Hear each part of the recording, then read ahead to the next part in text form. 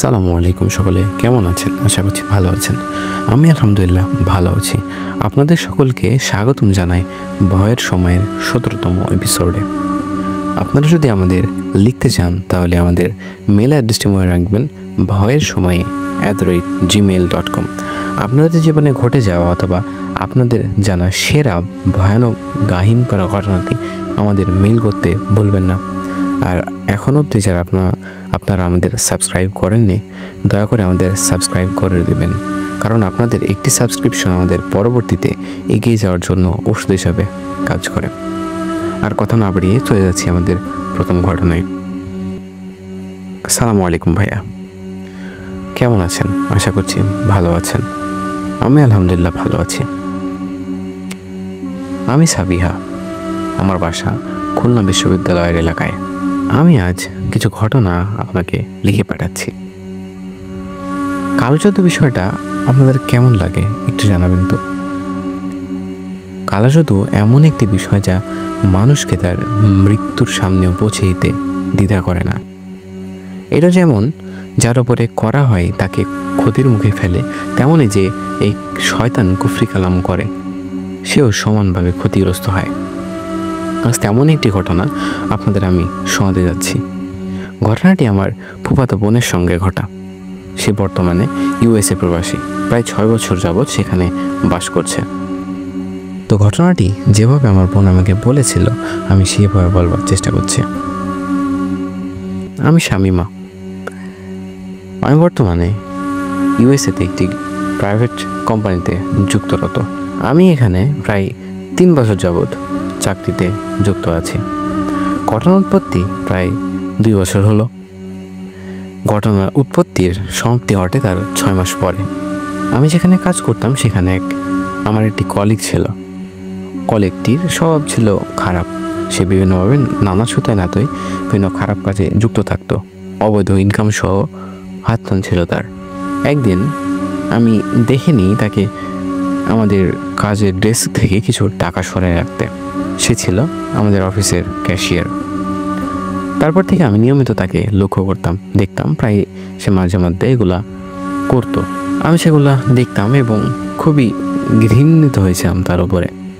একদিন বস আসেন আমাদের অফিসে। সে টাকার গরমিল ধরতে পারতো, কিন্তু কীভাবে ঘটছিল সেটা বুঝতে পারছিল না। আর কে এই জঘন্য কাজের পেছনে ছিল সেটাও তিনি বুঝতে পারছিলেন না। বস এই মিটিংয়ে বলল, কে এই খারাপ কাজের সঙ্গে জড়িত আমাকে যে জানাও, একটু সৎ হও তোমরা। কেউ যদি জেনে থাকো এই ঘটনার পেছনে কে আছে আমাকে বলো। আমি ছোটবেলা থেকেই কোনো খারাপ কাজ দেখতে পারতাম না, প্রতিবাদী ছিলাম তীব্র। আমি তখন আমার বসকে বলে দিই আমার কলিগের বিষয়ে। সে যে টাকা সরাতো সে বিষয়ে সকল কথাবার্তা আমি তাকে বলে দিই। পরবর্তীতে সকল প্রমাণ আমার বস জোগাড় করেন এবং সত্যিই দেখেন যে সে টাকা সরাতো এবং তাকে জরিমানা সহ অফিস থেকে বের করে দেওয়া হয়। সে যখন অফিস থেকে বেরিয়ে যাচ্ছিল আমার দিকে রাগ চক্ষু করে তাকিয়ে বের হয়ে গেছিল। তারপর থেকে আমার জীবন স্বাভাবিক চলছিল। তার কিছুদিন পর আমার জীবনে কিছু এমন অনাকাঙ্ক্ষিত ঘটনা ঘটতে শুরু করলো যা হয়তো আমার জীবনে না ঘটলেই পারতো। একদিন আমি অফিসের উদ্দেশ্যে বের হলাম। অফিসের উদ্দেশ্যে যাওয়ার সময় সকাল 9টার দিকে প্রায় যাওয়ার সময় আমার সঙ্গে কেমন একটা ঘটনা ঘটে গেল। আমি গাড়ি ড্রাইভ করছিলাম। গাড়ি ড্রাইভ করতে করতে হঠাৎ ট্রাফিক পড়লে আমি গাড়ি স্টপ করি। গাড়ি তার দিক দিয়ে তাকিয়ে দেখি যে পাশে সেই কলিগের গাড়ি দাঁড়িয়ে আছে এবং ভেতর থেকে সেই কলিগ আমার দিকে তাকিয়ে এক বিদঘুটে গা হিম করা অস্বস্তি করা হাসি আসছিল। আমি তা দেখে খুবই ইরিটেট হয়ে এবং পরবর্তীতে সামনের দিকে মুখ ফেরি এবং ট্রাফিক ছুটে গেলে আমি যথারীতি অফিসে চলে আসি। অফিসে আসে আমি কাজ করছিলাম। কাজ করতে করতে এক সময় আমার ওয়াশরুমে যাওয়ার প্রয়োজন হয়। আমি ওয়াশরুমে গিয়ে বেসিনে দেখতেই আমার গা গুলিয়ে যায়। দেখি সেখানে কাঁচা রক্ত পড়ে আছে, তাজা রক্ত, গাঢ় রক্তে বেসিন একদম ধুয়ে আছে। আমি চিৎকার দিলে অফিসের কর্মরত সকলে চলে আসে এবং আমাকে জিজ্ঞাসা করে আমার কি হয়েছে। আমি সকল ঘটনা খুলে বলে বেসিনের দিকে ইশারা করলে তারা সকলে বেসিনের কাছে দিয়ে দেখে সেখানে সকল স্বাভাবিকই আছে, সেখানে কোনো রক্ত বা তেমন কোনো অস্তিত্ব পাওয়া যায়নি। সকলে বলে আমি হয়তোবা কাজের চাপে হ্যালুসিনেট করেছি, কিন্তু আমি ভাবি এত বড় হ্যালুসিনেশন আমার কিভাবে হতে পারে। কিন্তু তারপরেও নিজের মনকে বুঝতে সেদিনের মতো আমি বাসায় চলে আসি। বাসায় এসে সেদিন রাতের খাবার খেয়ে আমি ঘুমোতে যাই।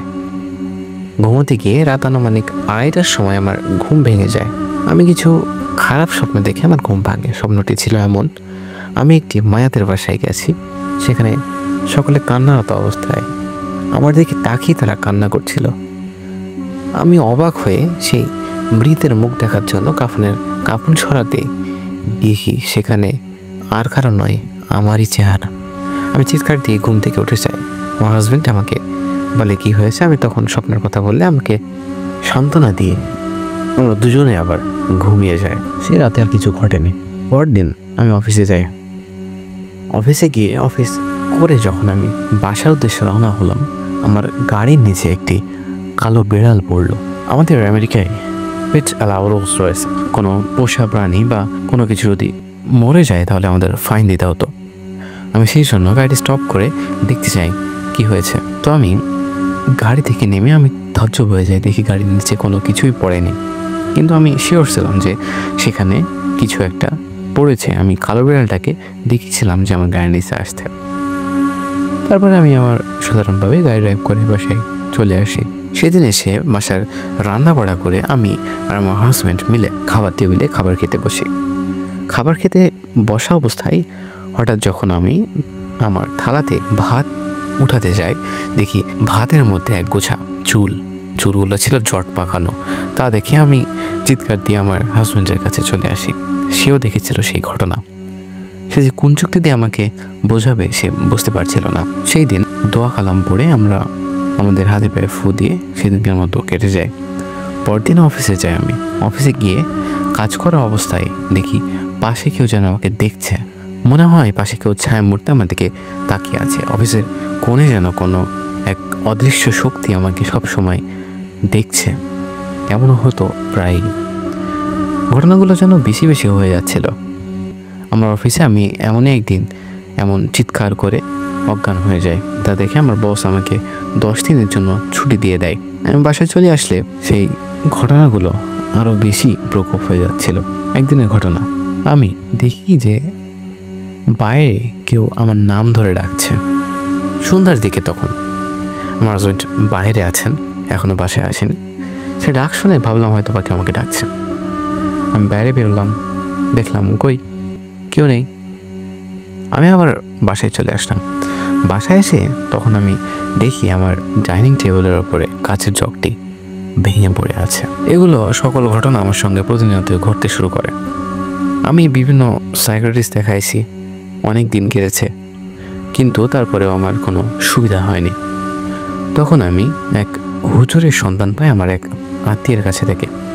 আমেরিকায় হুজুর পাওয়া একটু কঠিন বিষয়। চার্চে অনেক ফাদার থাকলে হুজুরদের ঠিকানা পাওয়া একটু জটিলই হতো। আমরা সেই হুজুরের কাছে পৌঁছাই এবং হুজুরকে আমাদের সঙ্গে ঘটা সকল ঘটনা বললে হুজুর আমায় একটু চুপ থাকতে পারেন এবং বলেন আমি কি করতে পারি আমি দেখছি। তারপরে হুজুর বলেন আজকের মতো তোমরা বাসায় যাও, আগামীকাল আমি তোমাদের বাসায় যাব। তাই বলে তিনি আমাদের বিদায় করে দেন। আমরা বাসায় চলে আসি। সে রাতে কিছু ঘটেনি। পরদিন সন্ধ্যাবেলায় যথারীতি হুজুর আমাদের বাসায় আছেন। হুজুর এসে দোয়া পড়তে শুরু করেন একটি জায়গায়। দোয়া পড়তে পড়তে একটা সময় আমাদের বাসার পরিবেশ নরক হয়ে ওঠে।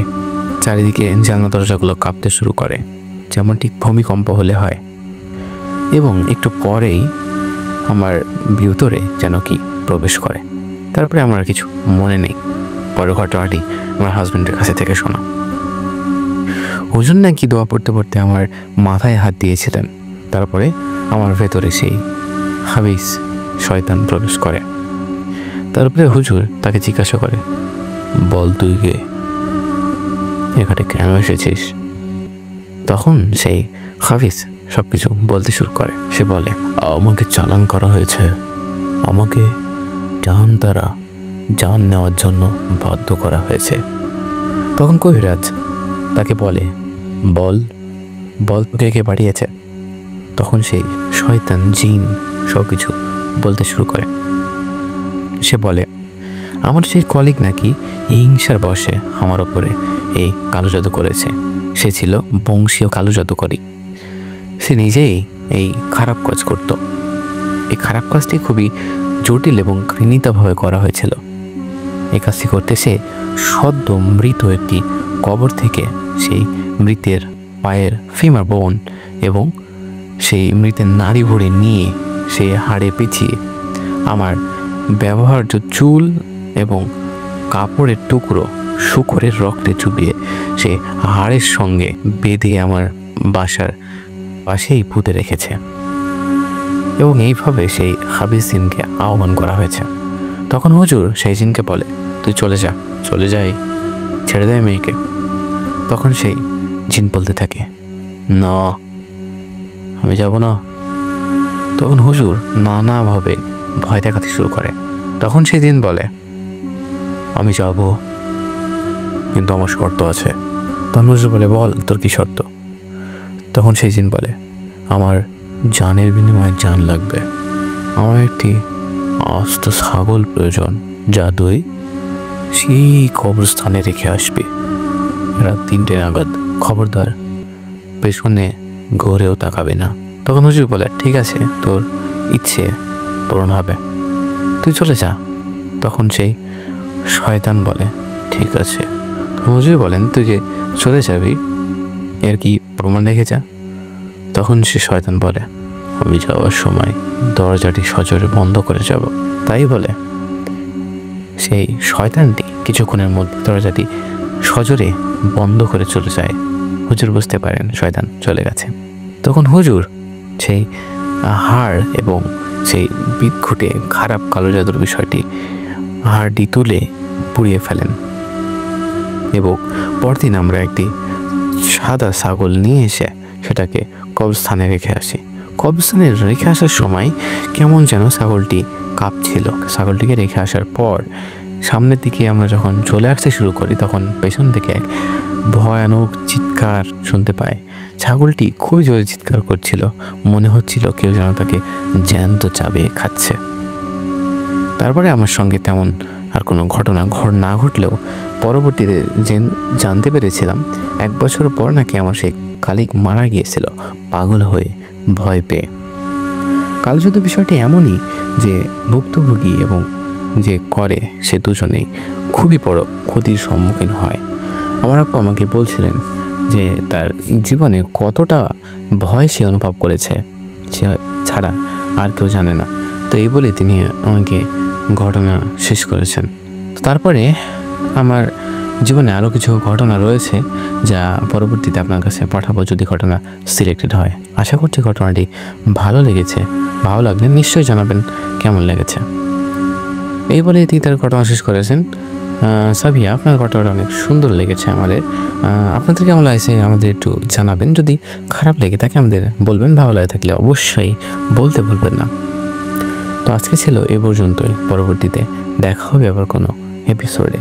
আর আপনারা যারা ঘটনা পাঠাতে চান আমাদের আরও বেশি বেশি করে ঘটনা পাঠাবেন, কারণ আপনাদের ঘটনা না হলে আমরা সামনে এগোতে পারবো না। আশা করছি আগামী পথ চলা অনেক সুন্দর হবে।